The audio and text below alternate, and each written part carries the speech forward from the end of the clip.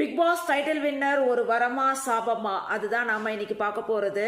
So நீங்க இந்த வீடியோவில் பார்த்த 8 டைட்டில் வின்னர்ஸ்ல ராஜுவை தவிர நம்ம வேற யாரையுமே வந்து ஸ்க்ரீனில் அவ்வளோ பார்க்க முடியல.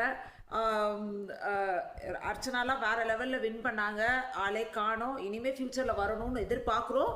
பட் ஸ்டில் இதை ஒரு பாசிட்டிவ் நோட்டாக நீங்கள் எடுத்துக்கணும் வினோதன்னா. நீங்கள் வந்து டைட்டில் வின்னர் ஆகலைன்னா கூட பரவாயில்ல, பட் அந்த அந்த ஒரு ஒரு சாபமான அந்த லிஸ்ட்டில் வராமல் இருக்கிற வரைக்கும் எங்களுக்கு சந்தோஷம்.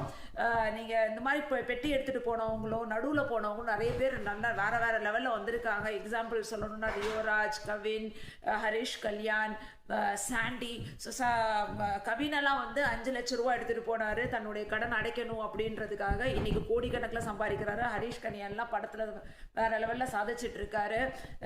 சாண்டியெல்லாம் இன்னைக்கு லீடிங் டான்ஸ் மாஸ்டரே அவர் தான். ஸோ இந்த மாதிரி பல பேர் நல்லா சாதிச்சுட்டு இருக்காங்க. ஸோ அந்த சாதனையாளர்கள் லிஸ்ட்டில் நீங்கள் வரணும்னு எங்களுடைய எல்லாம் வாழ்த்துக்கள். உங்களுக்கு நாங்கள் வந்து ஃபுல் சப்போர்ட் கொடுத்துருக்கோம்.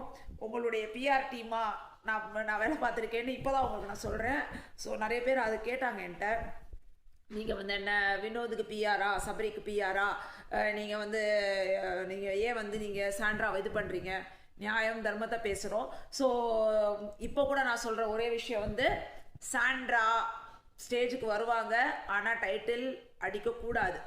So I want Sandra to come down like how Maya came down. Maya எப்படி ஸ்டேஜ் ஏறி நோஸ் கட் வாங்கி வந்தாங்களோ அதே மாதிரி வரணும்.